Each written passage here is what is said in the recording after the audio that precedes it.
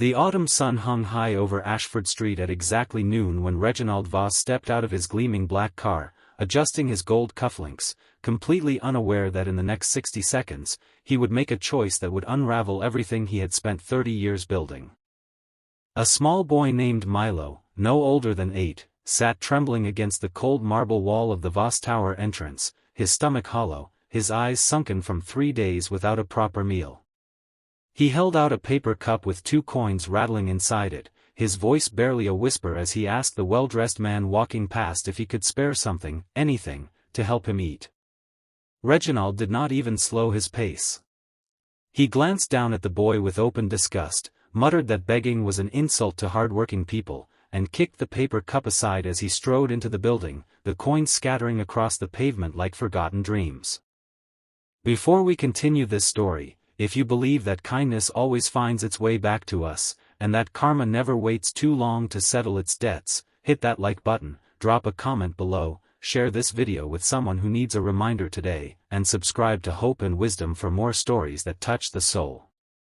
Milo scrambled to collect his scattered coins, his small fingers shaking, not from the cold, but from humiliation. He had once had a home, a mother who sang while she cooked, and a father who carried him on his shoulders through the market.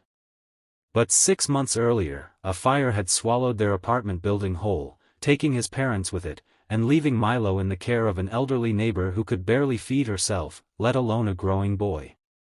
He had learned to survive on the streets, learned which restaurants threw out bread at closing time, learned which corners offered shelter from the rain, and learned, most painfully, that most people would rather look away than look at him.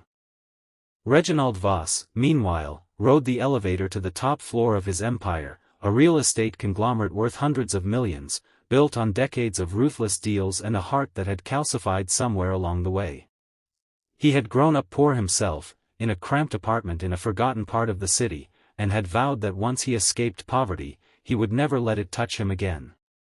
Somewhere in that vow, he had convinced himself that helping others meant inviting weakness back into his life, and so he had built walls, literal and emotional, thick enough that no hungry child's eyes could reach him anymore.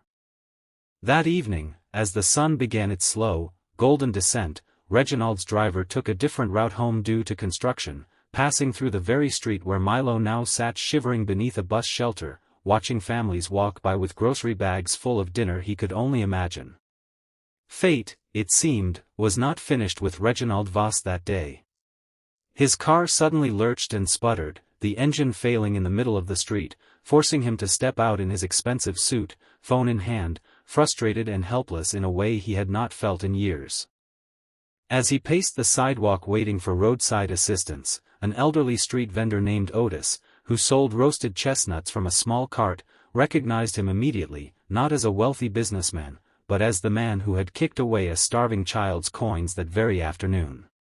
Otis had witnessed the entire cruel moment from across the street, and now, watching Reginald standing helpless and stranded, something inside the old vendor decided that some lessons could not simply be spoken, they had to be lived. Otis quietly walked over to Milo, who sat nearby, and pressed a warm bag of roasted chestnuts into his small hands, telling him softly that even when the world forgets you, kindness always finds a way back around.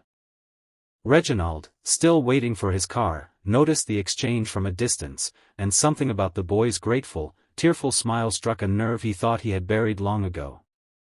He remembered, suddenly and vividly, a night from his own childhood when a stranger had done the very same thing for him, a bag of warm bread pressed into his frozen hands during the harshest winter of his life, a moment he had spent decades trying to forget because remembering it meant remembering how small and powerless he once was.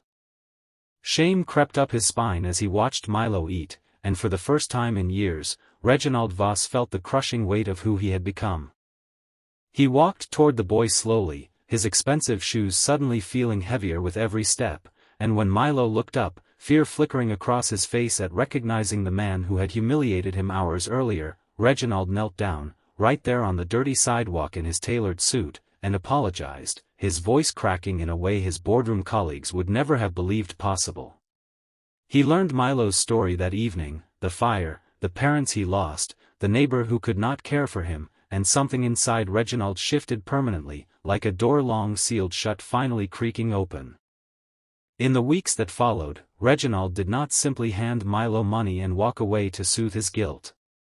He visited him, arranged proper care through a trusted family services program, funded his education, and eventually, after months of paperwork and soul-searching, opened his home and his heart to the boy who had once held out a paper cup he had cruelly kicked aside.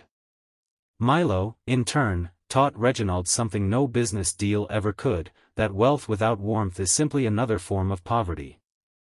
If this story touched your heart even a little, if it reminded you that it is never too late to change, please take a moment to like this video, leave a comment sharing your thoughts, and share it with someone who might need this message today. And before we close this chapter, if you have made it this far, comment the word kindness below, just to let us know you truly felt this story in your heart. Years later, Reginald Voss would tell people that the richest day of his life was not when he closed his biggest deal, but the day a hungry child on a sunlit street taught him how to finally become human again.